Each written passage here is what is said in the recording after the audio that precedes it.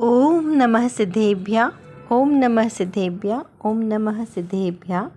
नमो जनाणम। सभी को सादर श्रद्धात्मक वंदन। आज चैत्र कृष्ण अमावस्या का यह शुभ मंगल पावन दिवस है और 3 कल्याणक एक साथ आज के दिन है। 1008 श्री अनंतनाथ भगवान का ज्ञान और मोक्ष कल्याणक दिवस, साथ ही साथ श्री अरनाथ भगवान का मोक्ष कल्याणक दिवस की भी तिथि का दिन है। तो ऐसे शुभ प्रसंग पर आज जो सोनगढ़ से संदेश प्रसारित हुआ है उसमें अध्यात्म और आगम दोनों की समीचीन विवेचना की गई है। तो चलिए पहले हम पढ़ते हैं आज का संदेश। अध्यात्म शास्त्र के भाव कोई चाहे जिसके पास से सुन ले अथवा अपने आप पढ़ लो, स्वच्छंदता से अपूर्व आत्मबोध प्रकट नहीं होता। गुरुगम से एक बार ज्ञानी के पास साक्षात सीधा श्रवण करना चाहिए। दीप से दीप जलता है। देखिए इस संदेश का क्या आशय है। यहाँ पर कहा है कि अध्यात्म शास्त्र के भाव कोई चाहे जिसके पास से सुन ले अथवा अपने आप पढ़ ले तो स्वच्छंदता से अपूर्व आत्मबोध प्रकट नहीं होता है। इसका क्या मतलब कि अध्यात्म शास्त्र है वो आत्मा की बात को बताने वाले हैं, निश्चय नए की कथन को करने वाले हैं। तो जो ऐसे शास्त्र है उसमें नए के अपेक्षा से विवक्षा लिखी गई होती है। और यदि हमें नए ज्ञान नहीं होगा ना तो जैनागम का एक भी शब्द हमारे को अच्छी तरीके से समझ में नहीं आएगा कि आचार्य देव किस अपेक्षा से कहना चाहते हैं और हमने क्या भाव लिया, तो वहाँ पे सारी चीज़ें गड़बड़ हो जाएगी। जो आचार्य देव ने लिखा है उनका जो भाव है एज इट इज़ वैसा ही हमें अगर समझ में आता है तब तो बात सही है। यदि हमने वैसा नहीं ग्रहण किया और उसमें से स्वच्छंदता ग्रहण कर ली तो हमारा क्या होगा, बहुत बड़ा नुकसान होगा। तो यहाँ पे कहा कि ऐसे अध्यात्म शास्त्रों को आप चाहे किसी के पास से भी सुन लो, कोई भी, क्योंकि जो भी आपको ज्ञानी सुनाएंगे ना, विद्वान ज्ञानी, वो जो अर्थ लिखा है वैसा ही अर्थ करेंगे। उसके बाद आपको खुद को भी परीक्षा प्रधान ही होना है कि जो आगम में लिखा है क्या वही बात सही है।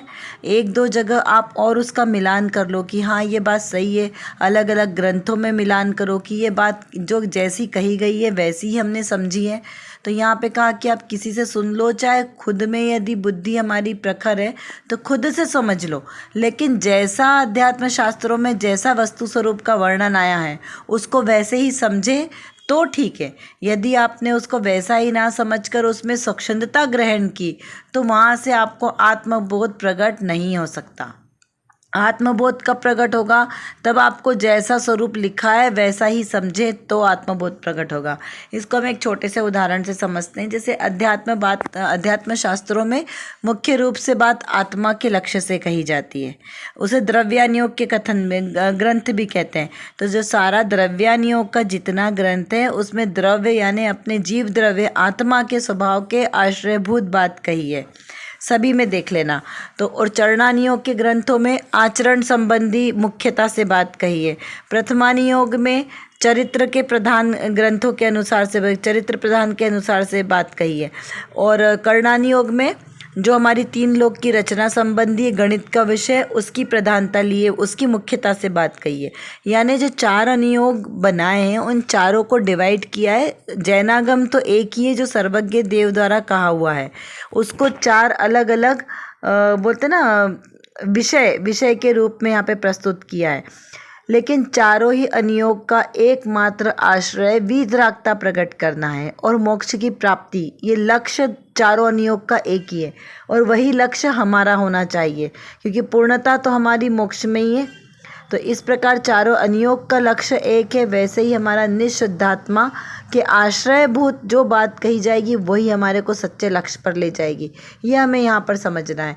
तो जो अध्यात्म शास्त्र और आगम शास्त्र 2 प्रकार के शास्त्र हैं। तो अध्यात्म शास्त्रों में आत्मा की अनुभूति के आधार पर बात कही है। क्या कहा, आत्मा की आत्मानुभूति के आधार से बात कही है जो हमारी अनुभूति का विषय है। और आगम शास्त्रों में सर्वज्ञ देव द्वारा ऐसा कहा गया है वस्तु का स्वरूप, ऐसे उस अपेक्षा से विवक्षा की गई है कि ऐसा ऐसा आया है वस्तु का स्वरूप। जैसे आपको रात्रि भोजन नहीं करना चाहिए, पानी छान कर पीना चाहिए, 3 लोक की रचना ऐसी है, जम्बूद्वीप यहाँ पे, 2.5 द्वीप यहाँ पर है, कर्म प्रकृतियों की किस किस प्रकार की व्यवस्था है, ये सारी जैसा सर्वज्ञ देव ने कहा वैसा हमें मान्य है। तो उसे कहा आगम शास्त्र। और अध्यात्म शास्त्र में आत्मानुभूति की बात कही। जिसे कौन से ग्रंथ है इसमें, तो समय सार जी, नियम सार जी, अष्टपाउर जी, प्रवचन सार जी, पंचास्तिकाय जी, ये जो द्रव्यानियों के पंच परमागम कहे गए ना, ये सारे अध्यात्म ग्रंथ हैं। ऐसे और भी ग्रंथ हैं, जितने भी द्रव्यानियों के द्रव्य दृष्टि प्रधान ग्रंथ है वो सारे अध्यात्म ग्रंथों की श्रेणी में आएंगे। ज्ञान अर्णव जी, ये सब में आत्मानुभूति की बात चल रही है। तो यहाँ पे कहा, समय सार जी की छठी गाथा को देखेंगे ना, तो वहाँ पे भी कुंदकुंदाचार्य देव ने ये कहा है कि मैं तुम्हें अपना आत्मा दिखलाऊंगा, लेकिन वहाँ तुम छल ग्रहण मत करना। क्योंकि आत्मा कैसा बताया वहाँ पे, एक ज्ञायक स्वभाव वाला, ज्ञायक भाव रूप वाला आत्मा, परम पारणामिक भाव वाला, एकमात्र जानने देखने वाला आत्मा बताया है। और क्या बताया, अकर्ता स्वभावी आत्मा कैसा है, अकर्ता है, अभोक्ता है। तो यहाँ पर कहा कि आत्मा अकर्ता है, अभोक्ता है। और अगर किसी ने उसको समीचीन उसका अर्थ नहीं समझा कि कौन सा निश्चय दृष्टि का कथन है, कौन सा व्यवहार दृष्टि का कथन है, कौन सा द्रव्यार्थिक नय, कौन सा पर्यायार्थिक नय, ये नए ज्ञान नहीं लगाया, तो वो जीव क्या करेगा, वो स्वच्छता ग्रहण करेगा। तो जो जीव स्वच्छंदता ग्रहण करेगा वो क्या कहेगा कि वो कुछ भी खाए, कुछ भी पिए, कैसा भी आचरण करे, कहीं पर भी जाए, मंदिर भी ना जाए, तो उससे क्या फ़र्क पड़ेगा। क्योंकि आत्मा तो अकर्ता स्वभावी है ना, आत्मा तो न चल सकता है, न बोल सकता है, न खा सकता है, पी सकता है, तो वो कैसी भी क्रिया करे उससे उसको बंध नहीं होगा। तो यहाँ पर कहा कि ऐसे स्वच्छंदता ग्रहण होती है।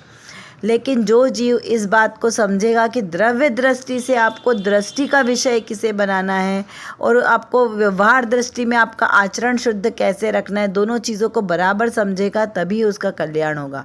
तो यहाँ पर इसलिए कहा कि नए ज्ञान होना बहुत आवश्यक है। इसलिए खुद से यदि आप पढ़ेंगे तो हो सकता है आप जो आगम में लिखी बातें उसका कुछ अर्थ का अनर्थ निकाल लें। इसीलिए कहा कि समागम भी होना आवश्यक है। तो अपने से जो भी ज़्यादा ज्ञानी है ऐसे गुरुओं का समागम करें और उनसे उस चीज़ को पहले मिलान करें कि जो आपने सोचा है, जो आप समझ रहे हो, वो वाक्य सही वैसा ही उसका अर्थ निकल रहा है या नहीं। तो जब आपको समीचीन, आपको जब मिल जाएगा आपकी विचारधारा, तब फिर आप स्वयं से पढ़ोगे तो उसमें दोष नहीं है। लेकिन जब तक अच्छी तरीके से समझ में नहीं आए तब तक किसी न किसी के आश्रय से, किसी के संगति से, सत्समागम से जरूर शास्त्राभ्यास को पढ़ना चाहिए, जिससे अर्थ आपका सही और सटीक अर्थ निकले और अपना कल्याण भी हो। इसलिए कहा कि गुरुगम से एक बार ज्ञानी के पास साक्षात सीधा श्रवण करना चाहिए। क्योंकि बहुत बार शब्द आते आते मिक्सिंग हो जाते हैं। हमारे ही पास देखिए, जो सर्वज्ञ देव ने जो वाणी दिव्य ध्वनि में खिराई, उसका अनंतवा भाग गंधर्व देव लिख पाए, क्योंकि उन्होंने जितना समझा अनंतवा भाग लिख पाए। फिर उसका अनंतवा भाग उसके बाद अपर ज्ञानियों को आया और वहाँ से जिनवाणी में लिखा गया, लिपिबद्ध हुआ वो और अनंतवा भाग। क्योंकि उस समय तो एक पूर्व का ही ज्ञान था धरसेनाचार्य देव को, और उसके बाद जब आते आते हमारे पास आया तो सोचो कि वो कितना कम होकर आया। तो हमें अभी तो बुद्धिपूर्वक उसको अच्छी तरीके से समझ कर ही ग्रहण करना है। जैसे आगम में द्रव्यानियों के ग्रंथों में क्या लिखा आता है कि देव पूजा, क्रिया, पूजा पाठ, दया दान आदि, ये सब क्या है, क्रिया है, जड़ की क्रिया है।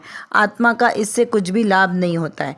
तो यदि हम इसमें स्वच्छंदता ग्रहण करेंगे तो क्या पूजा पाठ आदि नहीं करेंगे तो स्वच्छंदी हो जाएंगे। तो यहाँ पे कहा कि अगर आप द्रव्यानियोग की दृष्टि से बात करेंगे तो पूजा पाठ आदि है, लेकिन चरणानियोग की अपेक्षा से श्रावक के गुण, श्रावक के जो अष्टमूल गुण है, श्रावक के आचरण है, उसकी अपेक्षा से पूजा पाठ, दया दान आदि के भाव उस जीव को सहज आएंगे।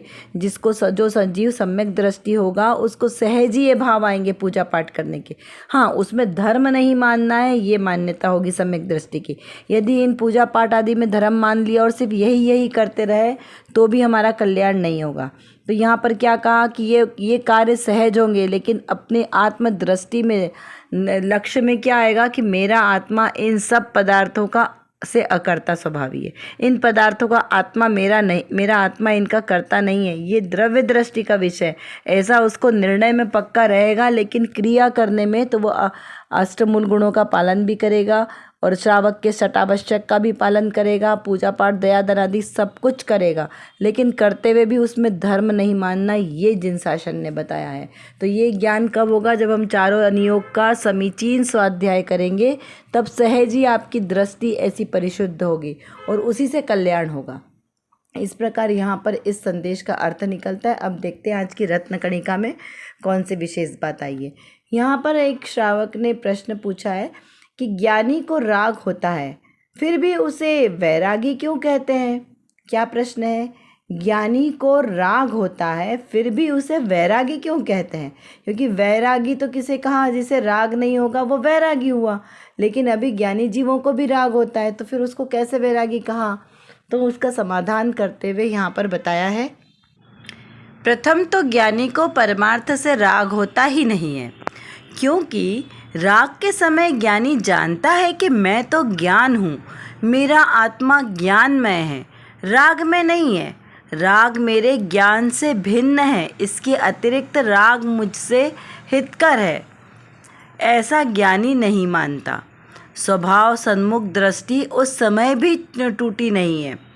कब नहीं टूटी? जब वो राग की अवस्था में है और राग में एकत्व बुद्धि हुई नहीं है, इसीलिए ज्ञानी वास्तव में वैरागी ही है। क्या कहा? देखिए कितना अच्छा समाधान है। यहाँ कहा कि ज्ञानी को कभी राग होता ही नहीं है। परमार्थ यानी निश्चय से, द्रव्य दृष्टि से। ज्ञानी किसे कहा? ज्ञानी ही उसे कहा जिसकी दृष्टि सम्यक हो गई है। जो सम्यक दृष्टि है उसी जीव को ज्ञानी की उपमा पाई है। उसके पहले अगर सम्यक दर्शन नहीं हुआ तो वो जीव अज्ञानी ही है, अप्रतिबुद्ध ही है। तो यहाँ पे कहा कि जो जीव ज्ञानी है उसे कभी राग होता ही नहीं है, लेकिन जो कथन कहने में आया है वो अपेक्षा कथन कहने में आया है। तो उस दृष्टि से कहा कि ज्ञानी जीव उसे ही कहेंगे जिसे कभी राग आदि का अंश ही नहीं है। उसे यह समीचीन ज्ञान है कि पर द्रव्य मेरा कुछ बिगाड़ सुधार नहीं कर सकता, मेरे आत्मा के सिवा अन्य सभी पर द्रव्य है, तो किसी से राग और द्वेष करना ही क्यों? तो इसलिए कहा कि ज्ञानी जीव को निश्चय दृष्टि से राग होता ही नहीं है, क्योंकि राग के समय वो ज्ञानी क्या जानता है कि मैं तो एक ज्ञान मात्र आत्मा हूँ। वो ज्ञानी राग के समय भी अपने आप को ज्ञानी राग इन पर पदार्थों से भिन्न जानता है। ज्ञानी जीव क्रोध करता हुआ भी स्वयं क्या जानता है कि मैं इस क्रोध का करता हूँ, ये क्रोध मेरा औदायिक भाव है और ये भाव मेरा नहीं है। वो आहार ग्रहण करते हुए, भोजन ग्रहण करते हुए भी क्या विचार करता है, इस भोजन को ग्रहण करने वाला मैं नहीं, ये भोजन सहज ही क्रियावती शक्ति से आया है, ग्रहण हो रहा है और सप्त धातु में कन्वर्ट होगा। इसको मैं कुछ इसमें करने वाला, बिगाड़ सुधार करने वाला नहीं हूँ। मैं तो मात्र जानने वाला हूँ कि इस भोजन को मात्र जानने वाला हूँ, इसका कर्ता मैं नहीं हूँ। ऐसा उसे अपनी दृष्टि में ऐसा दृढ़ श्रद्धान होता है, और ये दृढ़ श्रद्धान किसी को दिखाई नहीं देता, क्योंकि यह प्रत्येक जीव का अपना निजी स्वभाव है जो किसी को आचरण में नहीं दिखेगा, है ना, क्योंकि ज्ञान का विषय है, अनुभूति का विषय है। तो इसलिए ज्ञानी को राग नहीं होता। वो राग के काल में भी क्या जानता है? अपने को आत्मा जानता है, ज्ञानमय जानता है, ज्ञान वाला जानता है। राग वाला मैं नहीं हूँ, क्रोधी मैं नहीं, मानी मैं नहीं, द्वेषी मैं नहीं। अपने आप को वो क्रोध मान माया लोभ से निर्लिप्त मानता है, कर्मों से भी रहित मानता है। कौन? ज्ञानी जीव। दृष्टि में, पर्याय दृष्टि में नहीं, द्रव्य दृष्टि से जानता है। इसके अतिरिक्त राग मुझे हितकर है ऐसा वो नहीं जानता। इसलिए स्वभाव दृष्टि, सन्मुख दृष्टि जब उसे उस समय भी नहीं छूटती। कब नहीं छूटती स्वभाव दृष्टि ज्ञानी जीव को? जब उसके आत्मा में दृढ़ श्रद्धान हो कि मैं आत्मा हूँ और मैं ज्ञान वाला हूँ, ऐसा उसे दृढ़ श्रद्धान हो, तो वो ज्ञानी जीव फिर चाहे कोई भी क्रिया करे, वो पूजा पाठ दया दान आदि की क्रिया करेगा, तो वो करते हुए भी वो जीव अपने को उससे अकर्ता मानता है।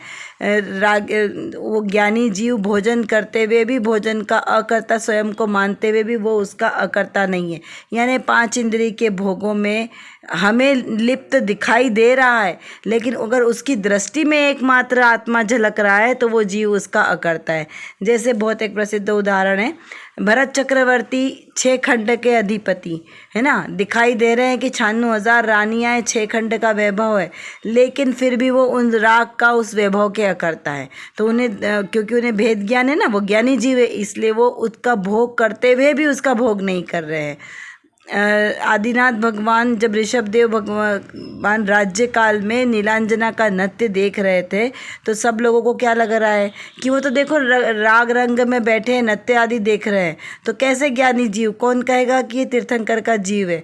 लेकिन उनकी दृष्टि में आत्मा झलक रहा है उस समय भी जब वो नृत्यांगना का नृत्य देख रहे हैं, तब भी उनकी दृष्टि में आत्मा है, उनकी दृष्टि वहाँ पर नहीं है। लेकिन इसी प्रकार जो ज्ञानी जीव होगा उसकी दृष्टि में हमेशा आत्मा झलकता है, इसलिए उसे रागादिक नहीं होते। इस प्रकार यहाँ पर इसका अर्थ निकलता है। चलिए अब हम थोड़ा सा इसको और चिंतन करें। देखिए ये सारे जो संदेश है ना, ये कुछ सीमित शब्दों में आते हैं लेकिन इनके जो भाव है बहुत गूढ़ भरे। यदि हम इन्हीं का बारंबार चिंतन करें ना तो बहुत सारी चीज़ें हमारी क्लियर होती है। तो ज़रूर इसको बारंबार चिंतन करें, क्योंकि ये आगम में से ही निकाले गए छोटे छोटे संदेश है। क्योंकि पूरा आगम पढ़ने का समय नहीं है, तो हम इन छोटे संदेशों के माध्यम से भी अपनी चिंतन धारा को बढ़ा सकते हैं। प्रश्न, अध्यात्म शास्त्र और आगम शास्त्र दोनों में क्या अंतर है? क्योंकि हमारे पास 4 अनुयोग है ना, तो 4 अनुयोग में अध्यात्म शास्त्र भी है, आगम शास्त्र भी है, तो इनमें अंतर क्या है, कौन से शास्त्र पढ़ने योग्य है? तो आगम तो जो सर्वज्ञ देव द्वारा कहे गए हैं वो सभी पठनीय हैं। हमारी रुचि जिस समय जिस प्रकार की होगी उस हिसाब से हमको ग्रंथों का चुनाव करना है। जैसे यदि कोई बहुत ही मंदबुद्धि है, जिसे ज़्यादा धर्म समझ में नहीं आता है, तो उसके लिए उपदेश क्या है, आचार्य देव ने दिया है कि भाई आप प्रथमानियोग के ग्रंथ पढ़ो। क्योंकि प्रथमानियोग में भी कहानी के कथाओं के माध्यम से आपको सिखाया तो जाएगा वीतरागता का धर्म। और यदि आपको कुछ आचरण संबंधी शुद्धि का ज़्यादा विकल्प रहता है तो आप चरणानियोग के ग्रंथ पढ़ो, तो उससे आपके आचरण शुद्ध होगा। जिसको विशेष बुद्धि वाले जीव है, जिनकी बुद्धि प्रखर है, तो उनको कहा कि आप कर्णानियोग के शास्त्र पढ़ो, तो उसमें कर्म व्यवस्था का और सब 3 लोक की रचनाओं का जो वर्णन किया गया उसमें गणित के विषय है ना पूरे। तो यदि बुद्धिशाली जीव है तो वो उनका स्वाध्याय करे। तो कर्णानियोग के स्वाध्याय करने से कषायों की मंदता होती है, एकाग्रता बढ़ती है। तो इस प्रकार यहाँ पे सभी प्रकार के बुद्धिजीवों के लिए अलग अलग कहा। और जिसकी मीडियम बुद्धि है ना, तो बहुत मंद है ना बहुत तीव्र है, तो उसे कहा कि अब आप द्रव्यानुयोग के शास्त्र पढ़ो। आपने प्रथमानुयोग के पढ़ लिए, चरणानुयोग के पढ़ लिए, अब आप द्रव्यानुयोग के पढ़ो। क्योंकि द्रव्यानुयोग के शास्त्र पढ़े बिना आपको आत्मानुभूति नहीं होगी। आत्मानुभूति करने के लिए आपको द्रव्यानुयोग के शास्त्र पढ़ना पड़ेगा। क्यों? क्योंकि उसमें एकमात्र अपनी द्रव्य दृष्टि से अपने आत्मा को लक्ष्य करके बात कही है कि मैं एक आत्मा हूँ, ज्ञायक स्वभावी आत्मा हूँ। तो उसी के लक्ष्य से आत्मानुभूति प्रकट होगी। अज्ञानी जीव अध्यात्म शास्त्रों से कैसे स्वच्छंदता ग्रहण करते, हमें विचार करना है कि कहीं हम भी कहीं स्वच्छंदी तो नहीं बन रहे हैं। कभी कहते हैं कि ज्ञानी को राग होता है और कभी कहते हैं कि अज्ञानी को राग होता ही नहीं है। तो ये कैसे? विचार करें कि किस दृष्टि की बात चल रही है। ज्ञानी जीव ही वैरागी है, तो वैराग का अर्थ क्या लेना? ज्ञानी जीव को यदि वैरागी कहा है तो ज्ञानी किसे कहा है? जो सम्यक दृष्टि है। तो सम्यक दृष्टि ही ज्ञानी जीव है और वो संसार शरीर भोगों से विरक्ति होगी, तो उसे वैरागी कहा। उसे वैरागी सचमुच वैरागी कहा या जिसने घर बार परिवार छोड़ दिया उसे ज्ञानी कहा, वैरागी कहा है? इस पर हमें विचार चिंतन करना है, क्योंकि समझ पूर्वक ही त्याग होता है। कर विचार तो पाम, हम जितना विचार करेंगे उतना ही हमारा विषय क्लियर होगा। क्योंकि हमारे पास समय की कमी है और जानना बहुत ज़्यादा है।